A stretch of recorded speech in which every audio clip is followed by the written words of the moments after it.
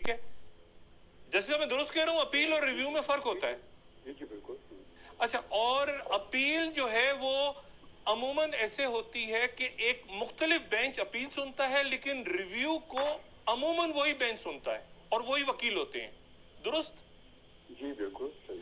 अच्छा, अब अपील का चूंकि हक खत्म हो गया था नवाज शरीफ साहब का, तो उसमें रद्दबदल करके उसमें उन्होंने उसको रिव्यू कर दिया कि एक दूसरा, यानी अपील में तो दूसरा बेंच बनता है, यहां पर उन्होंने कहा कि एक बड़ा बेंच बनेगा और वकील भी मुख्तलिफ हो सकते हैं। ये था वो एक्ट जिसको कलअदम करार दे दिया गया, दुरुस्त कह रहा हूं? अच्छा, नहीं मतलब मैं सियासी नुक्ते नजर से मैं बात कर रहा हूं कि यानी क्या नवाज शरीफ साहब पे इसका कोई असर पड़ा या नहीं पड़ा उनके मुकदमात पे? जी देखिए, नवाज शरीफ का जो मुकदमा है वो तो सुप्रीम कोर्ट ने फैसला कर दिया था। अब उसका एक ही तरीका ये हो सकता है कि उसको रिव्यू हो सकता है, जो प्रेजेंट जो लॉ है उसके तहत। लेकिन क्योंकि इन्होंने अब ये सोचा कि उसमें अगर वो एक अपील की गुंजाइश कर दें, तो अब रिव्यू में होता ये है कि देखिए, आप सिर्फ जो चीज उस चीज पे बात कर सकते हैं which is floating on the surface. अच्छा, रिव्यू को जैसे हम कहते हैं नजर सानी, दुरुस्त कह रहा हूं? नजर सारी जिसपे जो सामने नजर आ रही कोई गलती हो गई है, ठीक है, कोई बड़ी गलती हुई है, वही जज होते हैं, उन्हीं के सामने आप वही जज होते हैं, वही वकील होते हैं, वही होते हैं सब। ठीक है, तो ये किस्म का दोबारा उसको देखा जाता है। ठीक है, वो तो रिव्यू होता है, लेकिन रिव्यू में तो इसमें चांसेस। अच्छा, अपील में वो जज नहीं होते, दूसरे जज होते हैं? हाँ, अपील में तो दूसरे जज हो सकते हैं, यस बिल्कुल। ठीक है, दूसरी बेंच देखती है ना, दूसरी बेंच दोबारा यानी मुकदमा सुना जाता है पूरा? जी हाँ, दोबारा सुनते हैं। तो अब ये चूंकि नवाज शरीफ साहब का मामला जो है रिव्यू में तो सॉल्व होगा नहीं, क्योंकि रिव्यू तो वैसे भी टाइम खत्म हो गया, लेकिन रिव्यू में उनको सॉल्व नहीं होगा, क्योंकि ये चीज ऐसी नहीं है कोई जो कि सामने नजर आ रही है, ऐसी जो कि जिसको देखा जाए। तो इस वजह से उन्होंने एक प्रोविजन डाल दी उसमें अपील की, और वो भी एक बिगर बेंच, जिस बेंच ने देखा था उसके अगर 4 लोग हैं तो 5 होने चाहिए, 6 होने चाहिए, जो भी होना चाहिए। ज्यादा बड़ी बेंच बनेगी और वो वकील भी दूसरे हो सकते हैं, ये भी उन्होंने मेंशन कर दिया। तो ये सब चीजें उन्होंने इस वजह से की थी कि अगर अपील का मौका मिल जाए नवाज शरीफ साहब को, तो क्योंकि बेंच मुख्तलिफ होगी, वो तो बेंच होगी नहीं, तो इस वजह से हो सकता है कि उनको फायदा हो जाएगा। लेकिन वो उसको इसी बात उसको कलअदम कर दिया गया। यानी असल में रिव्यू को ही उन्होंने अपील एक तरह से बना दिया था, ये था रिव्यू ही नहीं, रिव्यू की जगह अपील। उन्होंने कहा अच्छा, कि रिव्यू सॉरी, हाँ, यानी उन्होंने तो है ही, लेकिन वो अपील उसकी जगह पे अपील भी हो सकती है, ये उन्होंने कहा, जो कि कॉन्स्टिट्यूशन में नहीं है। जो कि अच्छा, अपील वो कर चुके हैं, अपील का पहले वो कर चुके हैं, अवेल कर चुके हैं? नहीं, अपील तो वही नहीं ना, यहाँ पे तो सीधी पिटीशन फाइल हुई थी सुप्रीम कोर्ट में और सुप्रीम कोर्ट ने फैसला दे दिया था, यहाँ पे अपील की तो गुंजाइश नहीं थी। अच्छा, तो अब यानी मियाँ साहब के लिए मजीद प्रॉब्लम्स हैं? मियाँ साहब की प्रॉब्लम सिर्फ ये है कि पहले वो अगर ये लॉ एक्सेप्ट हो गया होता तो फिर मियाँ साहब वो अपील फाइल करते और दूसरी बेंच के सामने लगता और आर्ग्यूमेंट करते, हो सकता है कि वो उनको फायदा, उनको उस पर रिलीफ मिल जाता। अच्छा, शखावत साहब, मैं जैसे आगे करवाता हूँ, शखावत साहब ये बयान करें कि रिव्यू में वही जज साहिबान सुनते हैं, तो ये तो मेरे ख्याल से 99% अगर वही जज सुन रहे हैं तो वो अपनी गलती कैसे मानते हैं? तो 99% केसेस में तो शायद रिव्यू मतलब नहीं चलता, अपील ही होती है कि जब दूसरा बेंच हो, नए तरीके से मुकदमा सुना जाए। तो ये अगर ये अपॉर्चुनिटी चली गई है तो फिर ये तो नुकसान है नवाज शरीफ साहब के लिए या जहांगीर तरीन साहब के लिए, बाकी लोगों के लिए। जी शखावत साहब।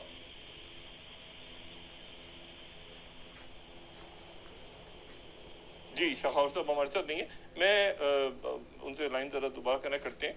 ये मैं इशाक उस्मानी साहब से दोबारा पूछ लेता हूँ। इशाक उस्मानी साहब, वही जज अगर सुने अपनी यानी अपनी गलती को, वो कैसे मानेंगे नजर सानी में? तो इस देखिए, अगर जजेस भी तो after all the human beings, they can make mistakes. तो कई दफा ऐसा होता है कि आप एक केस आर्ग्यू करते हैं, सुप्रीम कोर्ट फैसला कर देती है और उसमें आप कोई एक ऐसी चीज निकाल लेते हैं, वकील जो है, जो कि सरासर सामने नजर आ रही गलत फैसला था, कानूनी तौर पर गलत फैसला था, तो उस सूरत में वो यकीनन जजेस एक्सेप्ट कर लेते हैं। लेकिन ये बात सही है कि 95% चांसेस ऐसे होते हैं कि वो व्यूज जो होती हैं वो डिस्कस हो जाती हैं। अच्छा, डिसमिस हो जाती हैं। तो इसका मतलब है कि ये जो इसकी पूरी एक्सरसाइज हुई है और इसका फैसला एक दिन के हुकूमत जाने के एक दिन बाद ही आ जाना, तो ये जो है ये कोई अच्छा शगुन नहीं है हुकूमत, साबिका हुकूमत के लिए। नहीं, देखिए, हुकूमत के जाने से तो कोई फर्क नहीं पड़ता ना। ये तो एक कानूनी चीज थी जो कि सुप्रीम कोर्ट ने ऑब्जर्व कर देखना था कि क्या जो ये कानून बनाया गया है ये बन सकता था। पहली बात ये थी, क्या ये बन सकता था, क्योंकि आइन में इसकी गुंजाइश है कि नहीं है, तो वो भी एक चीज थी।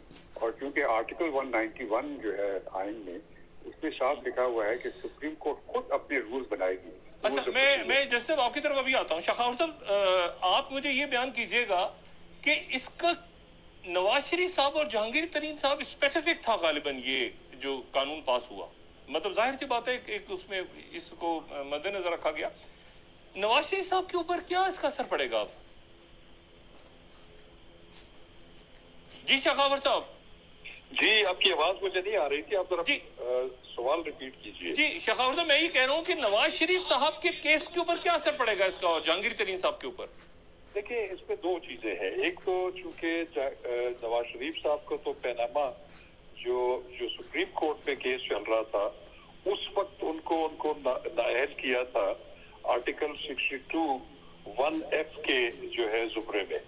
और उसके बाद जो उनकी जो कन्विक्शन है जो केसेस में जिसमें उनकी अपील पेंडिंग है इस्लामाबाद हाई कोर्ट में, वो तो तब डिसाइड होगी कि जब वो पेश हो जाएंगे या वो जेर हिरासत होंगे या जो भी सूरत हाल होगी, उनका तो मेरिट्स के मुताबिक फैसला किया जाएगा। लेकिन जो आज की जजमेंट आई है जिसमें उन्होंने supreme court review of judgment act 2023 को टोटली स्ट्राइक डाउन कर दिया है, तो उसमें उनको एक राइट ऑफ रिव्यू जो है वो मिल सकता था, जो कि उनकी जो उनको नाअहल करार दिया था सुप्रीम कोर्ट ऑफ पाकिस्तान में। तो उसमें, लेकिन जब इसको स्ट्राइक डाउन कर दिया गया, और उसमें भी ये कि जो इस एक्ट की दफा 2 थी, उसमें जो रिव्यू का जो एक राइट दिया गया था उसको ज्यादा बढ़ा दिया गया था। वो बिल्कुल ऐसे ही सुना जाना था जैसे कि एक अपील सुनी जाती है आर्टिकल 185 के तहत। एक अलग बेंच को दूसरे बेंच, ठीक है, उसको उन्होंने स्ट्राइक डाउन कर दिया। लेकिन अब जो उनके पास, अगर फर्ज करें कि वो उनके खिलाफ जो कन्विक्शन हुई है उनमें से हाई कोर्ट उनको बरी कर देती है, तो वो जो उनके खिलाफ कदगन है ताउमर नाअहली की, उसको तो अभी जो हालिया एक तरमीम हुई है इलेक्शन एक्ट 2017 में, उसमें उन्होंने ये जो है तरमीम कर दी है, इस कानून का हिस्सा बना दिया है कि जो कोई भी आर्टिकल 62(1)(f के तहत जिसको नाअहलियत हुई है, तो वो 5 साल तक रह सकती है और 5 साल के बाद फिर वो ऑटोमेटिकली क्वालिफाई हो जाएगा कोई भी अवामी ओहदा रखने के लिए। अच्छा, ये मुझे जरा जस्टिस साहब ये बात ये जरा समझाइएगा, जब अदालत सजा सुनाती है तो वो कहती है कि जी ये सजा है और इतने साल की नाअहलियत है, या जो है वो ताहयात, जैसे अभी हुआ है साबिक वजीर आजम और चेयरमैन पीटीआई के साथ, कि उन्होंने कहा कि जी ये सजा है 3 साल की और 5 साल की नाअहलियत है। अच्छा, अब 5 साल के बाद अगर नाअहलियत उनकी खत्म होती है, या जैसे नवाज शरीफ साहब की नाअहलियत 5 साल के बाद खत्म हो जाती है, तो वो कन्विक्टेड तो रहेंगे, सजा याफ्ता तो रहेंगे। तो क्या उस सूरत में क्या ये जरूरी नहीं कि उनको अदालत बाइज्जत बरी करे? यानी अगर वो 5 साल के बाद ये शख्सियात या जहांगीर तरीन साहब हिस्सा लेते भी हैं इलेक्शन में, तो सजा याफ्ता तो ये हैं। जी जी जी बिल्कुल, सजा याफ्ता तो रहेंगे, वो तो कन्विक्टेड जगह पर है। लेकिन ये जो 62(1)(f में जो है कि उसमें ये लिखा हुआ है कि अगर कोई शख्स को किसी को कन्विक्ट कर देती है तो वो फिर 5 साल के लिए इलेक्शन में खड़े होने के अहल नहीं रहता। तो वो चीज खत्म हो जाती है 5 साल के बाद, वो इलेक्शन में हिस्सा ले सकते हैं। कन्विक्शन तो अपनी जगह रहेगी, वो तो कभी नहीं। तो वो जो कन्विक्शन, यानी मिसाल के तौर पे अभी जैसे नवाज शरीफ साहब वापस आते हैं, तो अब वापस आने के बाद वो पहले मतलब है कि जेल जाएंगे या अपील, कैसे उनका प्रोसेस कैसे होगा? अब अभी तो उनको पहले तो अपील होना पड़ेगा ना, उनको जो कन्विक्शन के खिलाफ जो उन्होंने अपील फाइल की है, जो अभी शखावत साहब कह रहे थे, वो उसमें अपील होना पड़ेगा उनको। और वो अगर उस अपील में वो कामयाब हो जाते हैं और वो कन्विक्शन उनका सेटिस्फाइड हो जाता है। नहीं, वो अपील होगी या रिव्यू होगा? नहीं, वो तो अपील है ना, जो अभी जो जिसमें वो अपेयर हो रहे हैं, तो अपील उन्होंने फाइल की हुई है। अच्छा, तो अपील में अगर वो सक्सीड हो जाते हैं तो कन्विक्शन खत्म हो जाएगी। मैं समझ गया हूँ। अच्छा, यानी उसमें एक नया बेंच बनेगा? जी, वो नेचुरली एक अपील बनेगी ना, वो तो दूसरी चीज है, उसका मैं समझ। ताल्लुक अच्छा, नहीं तो लेकिन ऐसा उनके पास है अभी अपील का, उनके पास और जहांगीर तरीन साहब के पास, शखावत साहब? देखिए, जहांगीर तरीन साहब को किसी अदालत ने सजा नहीं दी हुई। अच्छा। उनको तो जो है ना, वो हनीफ अब्बासी केस में उनको नाअहल करार दे दिया था कि उन्होंने सादिक और अमीन नहीं रहे, क्योंकि अच्छा। उनके कुछ प्रॉपर्टीज की जो है उसकी मनी ट्रेल का इशू था, उस पे ये कदगन थी कि वो मनी ट्रेल साबित नहीं कर सके, तो उन्होंने जो नॉमिनेशन पेपर्स में जो अपनी जायदाद दिखवाई हुई थी या उसका था, उसमें उन्होंने मिस रिप्रेजेंटेशन की थी। उस वजह से उनको डिक्लेयर किया कि वो सादिक और अमीन नहीं रहे।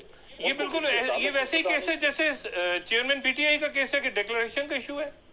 जी, तकरीबन उसी तरह का। अब मैं आपको जो बताता हूँ कि अभी जैसे आप यहाँ नवाज शरीफ साहब की बात कर रहे हैं जी, वो जब मुल्क से बाहर गए थे, वो उस वक्त उनको सजा हो चुकी थी और वो जेल में सजा काट रहे थे। ठीक है। लेकिन उनकी जो सजाओं के खिलाफ अपीलें जो है वो इस्लामाबाद हाई कोर्ट में पेंडिंग थी, और अच्छा। उन पे जो फिर इस्लामाबाद हाई कोर्ट ने भी उनको परमिशन दी, लेकिन अब उनको उन्होंने उन केसेस में इश्तिहारी डिक्लेयर किया हुआ है। लेकिन अच्छा। उन्होंने ये जरूर होल्ड किया है, उसमें बेंच भी मौजूद है जिसने सुनना है, तो उस पर उन्होंने होल्ड ये किया है कि जब वो पेश किए जाएंगे अदालत में, पाकिस्तान में वापस आ जाएंगे, या वो गिरफ्तारी की सूरत में होंगे या किसी भी सूरत में, जब वो वापस होंगे तो फिर उनकी अपील मेरिट के ऊपर सुनी जाएगी। और उनकी अपील जब मेरिट के ऊपर सुनी जाएगी तो उसकी दो ही सूरतें हो सकती हैं कि या तो उनकी सजा बहाल रहेगी या उसमें से वो बरी हो जाएंगे। तो जब वो बरी हो जाएंगे, नहीं, इस दौरान वो कहाँ होंगे? बाहर होंगे, अंदर नहीं, जेल में होंगे? देखिए, वो चूंकि जिस पोजीशन से गए थे वहां पे रिवर्ट बैक हो गए, उनको जेर हिरासत होना पड़ेगा, उसके अलावा उनकी कोई जमानत नहीं हो सकती।